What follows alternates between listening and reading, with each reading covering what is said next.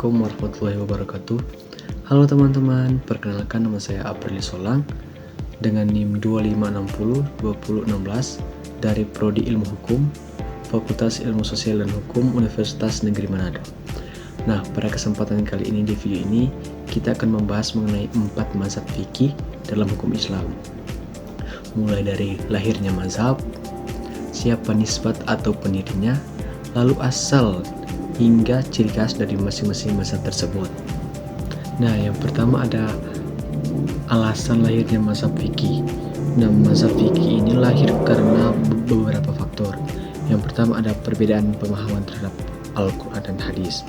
Nah, para ulama ini memiliki metode atau cara penafsirannya yang berbeda. Masing-masing ulama tentunya berbeda cara penafsirannya. Lalu yang kedua ada perbedaan metode ijtihad. Ada yang mengutamakan hadis dan ada juga yang menggunakan logika atau ra'yu. Yang ketiga ada kondisi sosial dan budaya.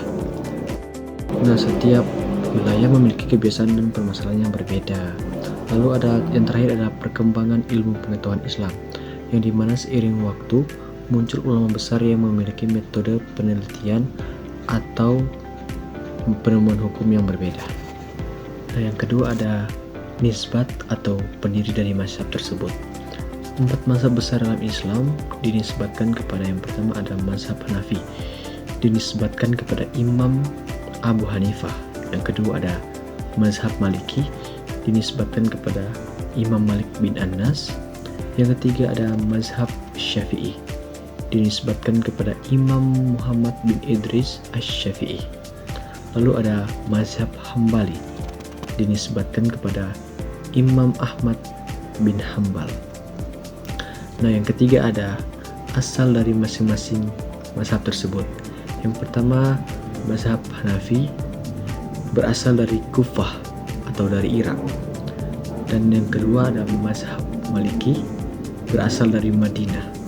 Yang ketiga ada mazhab Syafi'i berkembang di Mekah, Madinah, Irak, dan Mesir. Yang terakhir ada mazhab Hambali berasal dari Baghdad, Irak. Yang terakhir ada ciri khas dari masing-masing mazhab.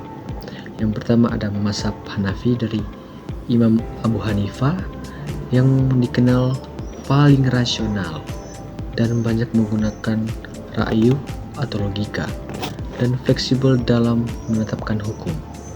Cocok untuk masyarakat yang kompleks dan mendominasi di wilayah Turki, Balkan, Asia Tengah, dan Asia Selatan. Yang kedua ada mazhab Maliki dari Imam Malik bin Anas. Ciri khasnya menekankan tradisi penduduk Madinah atau amal ahlul Madinah sebagai sumber hukum utama dan lebih berbasis pada praktik nyata serta banyak dianut di Afrika Utara dan Afrika Barat. Yang ketiga ada mazhab Syafi'i dari Imam Muhammad bin Idris Asy-Syafi'i. Ini sangat sistematis dalam menggunakan atau penggunaan hadis dan qiyas serta menggabungkan hadis dan logika secara seimbang dan sistematis dalam metode usul fikih. Dianut luas di Asia Tenggara termasuk Indonesia, Mesir, dan Yaman, dan paling banyak diikuti di Indonesia. Dan yang terakhir ada mazhab Hambali dari Imam Ahmad bin Hambal. Mazhab ini sangat ketat berpegang pada hadis dan riwayat sahabat, sedikit menggunakan logika, serta cenderung lebih ketat dalam hukum dan banyak diikuti di Arab Saudi dan wilayah Teluk.